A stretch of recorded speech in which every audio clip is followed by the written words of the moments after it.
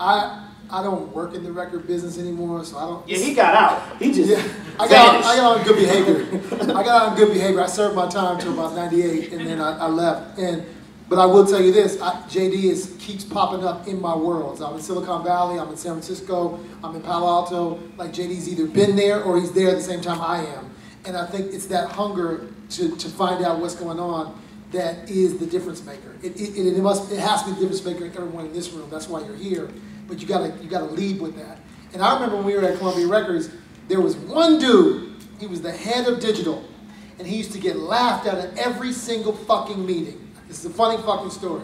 One fucking guy, and you know what, I spent most of my time in this guy's office because in 1996, 97, he and I would go back and forth about chat rooms and AOL and da-da-da, and this dude would get literally laughed out of meetings at Columbia Records. He was the vice president of digital, and kid you not, this guy went on, left Columbia Records, left Sony, was working on a technology to help innovate how we track TV metrics, so how we use social data and listening, and how we track TV metrics. Sold his company to Twitter about a year ago, about 2 months ago, and this guy just got a hell of a check from Twitter about 2 months ago.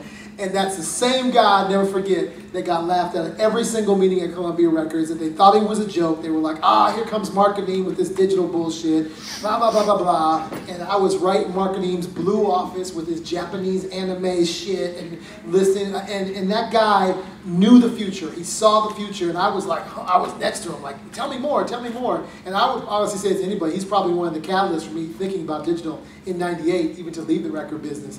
So I say that to say, in this room, you got to thirst for knowledge. You got to thirst for hunger. And the crazy shit is you're cheating. It's all out there. It's all completely out there. Everything you want is out there. And the people who are hustling get it. My son's a freshman at University of Miami in the music business program. Trust me, he's up on all this. He's studying. He's reading Fast Company, reading Wired. It's all out there. We got a generation of people that I think are stuck on the 10-year ago model. And I want to get your thoughts. We've never really actually talked about this. I'm questioning like why, if I was an artist, I would do a 360 deal. Like, why would I give my entire asset, right, media asset to a record label for them to nurture? And then what does it look like inside of a record label in terms of digital? I haven't been in a record label in a long time, so I don't even know what kind of conversations are happening. But what could these people in this audience bring to a deal that's different? And what are you seeing people bringing to deals that are different? I mean, I don't really know what you would, if you go to a record company, they know just as much as you do, or even less, you know what I mean? I don't even know that it's even right to even go in any record company and talk to somebody about digital. I mean, I had an artist, some of y'all might know, that I signed named Dondria, that I found in Dallas, Texas, right? And when I found Dondria on YouTube, Bow Wow didn't even have a YouTube account that he paid attention to, right? Now, Bow Wow sold shitload of records, he was da-da-da-da, but his YouTube account and his online community wasn't nowhere near what Dondria was doing, you know what I mean? This was an artist, like, she had damn near like 90,000 subscribers to her YouTube channel when I met her. Now, 90,000 subscribers to her YouTube channel, that's a lot. Fuck how many likes you get. If you got 100,000 people that subscribe to your channel and you have never been on TV before, you got something. You're doing something to those people that's engaging them in a way that I have never seen, that I had never seen before. And when signing her introduced me to all of this. I knew nothing about this, and I had an artist, I didn't have big artists, but we was paying attention to so much other things besides these metrics and the stuff that I'm telling you right now. When I started dealing with Dondria, I started noticing how many people were sending me notes telling me don't fuck up a project, this, that, and the third. I'm like, why are people so engaged in this girl? What did she do? And like I said, I started really, really paying attention to this and getting into it, and she was the artist that brought me to this place. So I believe that if I'm not up on it, you can best believe that these guys that's older than me, by the way, they are older than me, all of them motherfuckers, Puff, Jay-Z, all of them, let's get that clear before we put that out there.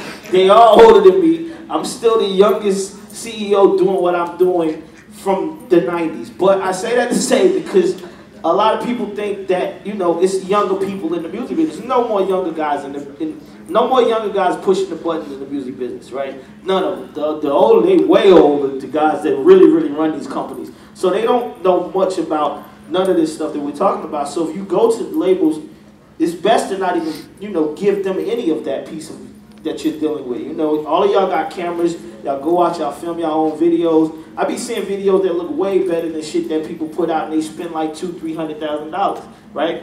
And to me, that's where business is, period. Not just, you know, not just the hip hop business, but business, period. If you know how to do it, and you got friends that do it, why spend a shitload of money just cause? Because at the end of the day, it's gonna come back to you. And I think that one thing that this generation get to learn better than I did was business. We are talking about business right now. We're talking about big business, and you hear about more business than anything now.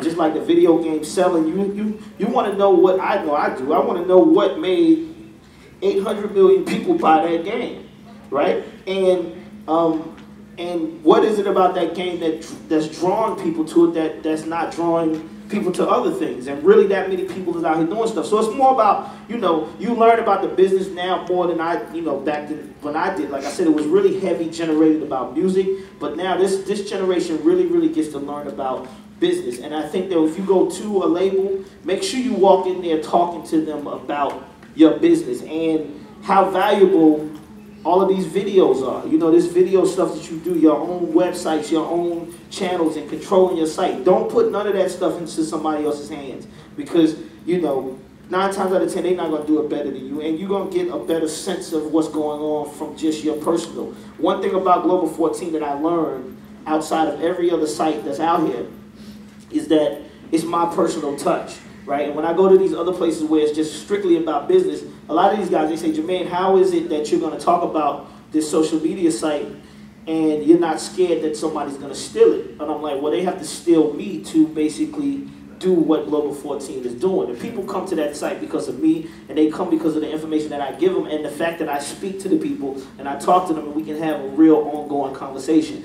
And I think that that's the biggest thing in moving forward right now. I went to Facebook 2 days ago, and one thing the guys at Facebook was telling me was that they feel like no musicians, no music artists, no artists in the music industry, and no labels use Facebook to the full capacity of what they should be doing. They think that they just put up music, and they think that people just draw to it and they get what they're supposed to get from it, and that's it. They don't use it to the way that they're supposed to do it. And they said that they got artists that's like Macklemore, or somebody that's independent, or somebody that's really trying, that's really using it, that's getting way more, and you can actually see this happening. So, I mean, I just think that, like I said, the education right now for you guys is the biggest thing that's going on. And it's funny because I say that because I ain't finished school, but at the end of the day, that shit don't really matter as long as you know what that word education means.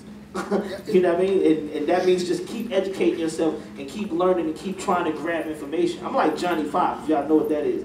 Every time somebody says something, I'm just snatching that shit out of the air and I'm putting it somewhere. And I'm listening and I'm going to use it at some point. So that's what's up.